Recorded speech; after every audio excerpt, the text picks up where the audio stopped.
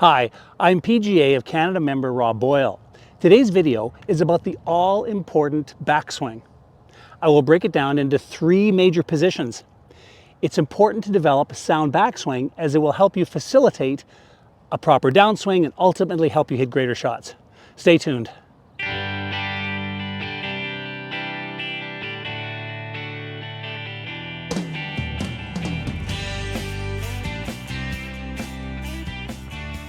I've got two cameras to assist in my description of the backswing. You'll see certain things from the face-on view camera.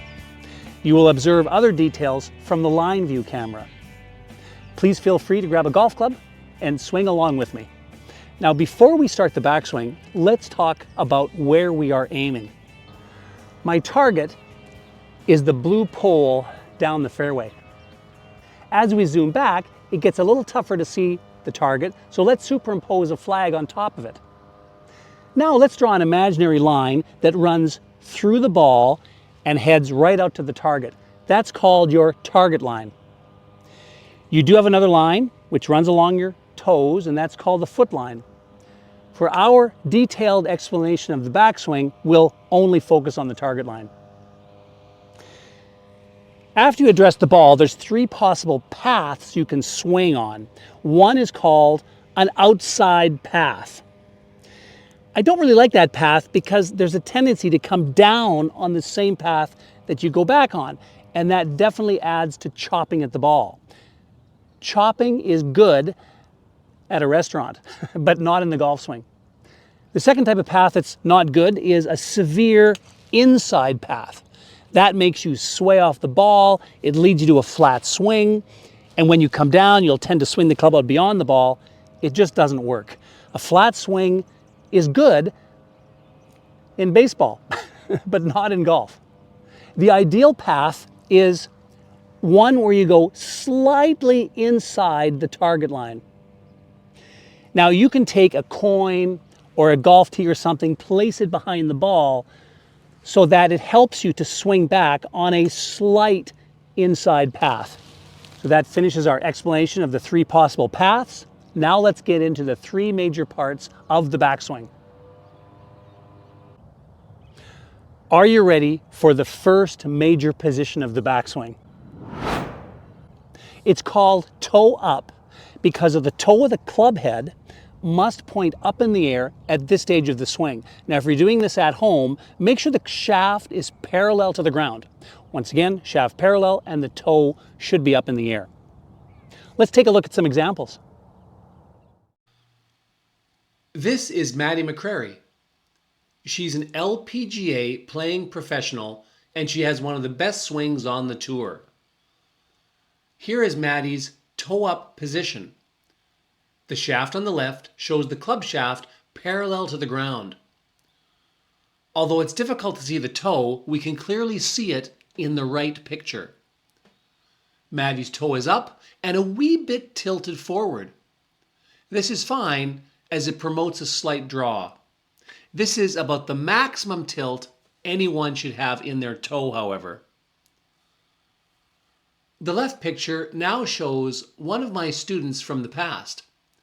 Note that this gal has an extremely tilted toe. The resulting shot will be a super duck hook to her left. I worked with this student for quite some time and she eventually got her toe up at this important part of the backswing. Let's take a look at a fanned toe, opposite of the lady we just watched.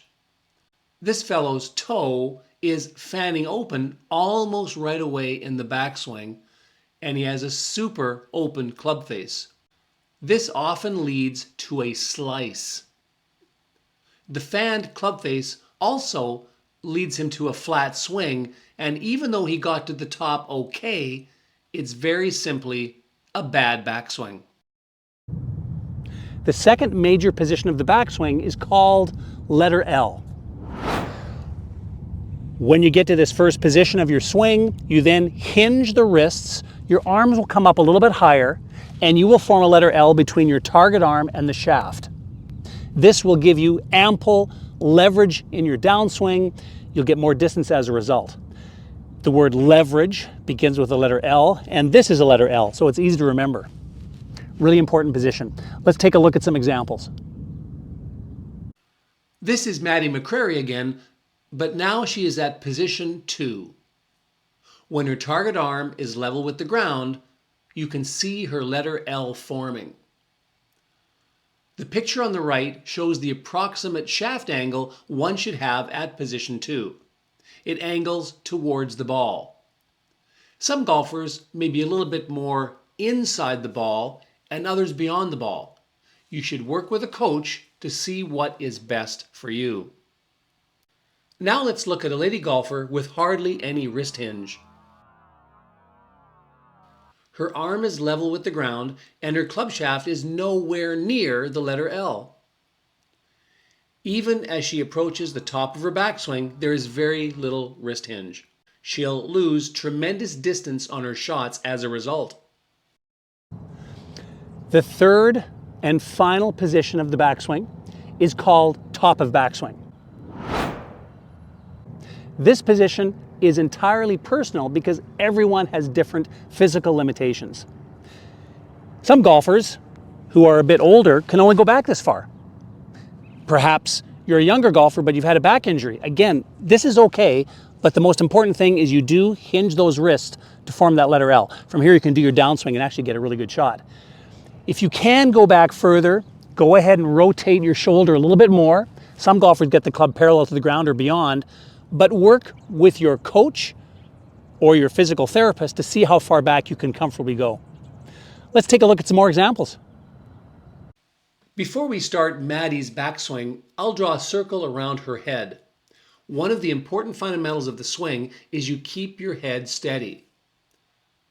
Look at Maddie's excellent backswing. Maddie has a full shoulder turn and her head is still. Her golf shaft is near parallel to the ground too. Wonderful. As far as body weight transfer is concerned, Maddie has most of her weight on her trail leg, between 60 and 80%. This is excellent.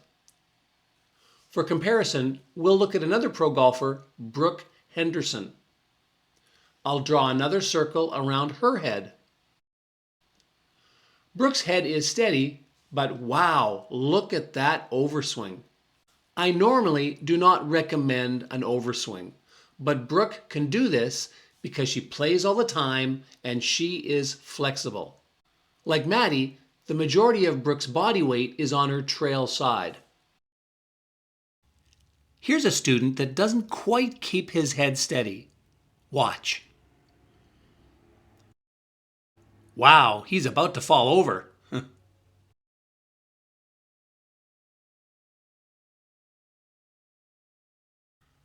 And here's a gentleman who shifts his lower body in the wrong direction on the backswing. His body weight is too much on his target side, and his overswing is due to his bent target arm at the top. We're now going to look at the line view of another pro golfer, Aria Jutanugarn. Here she is at the modified toe-up position. Super. Her letter L is here. Aria's shaft is pointing more inside the ball than Maddie, which is still fine. At position 3, look at her shaft pointing to the middle of the fairway. Beautiful. Also, look at Aria's club head angled at 45 degrees. This is what you want, folks. Here are two other former students who do not have the proper position at the top of their backswing. The top right student is crossing the line, and the lower student is laid off. They needed lots of help, but eventually succeeded. Welcome back. That concludes my explanation of the backswing. I hope you enjoy the comparative analysis of pro golfers to students. Please consider taking a video lesson with your local PGA professional. He or she can do a similar comparison of your swing along with a golf pro. It really will help you understand the swing even more. I look forward to talking to you about the downswing and the follow-through in upcoming lessons. We'll see you soon.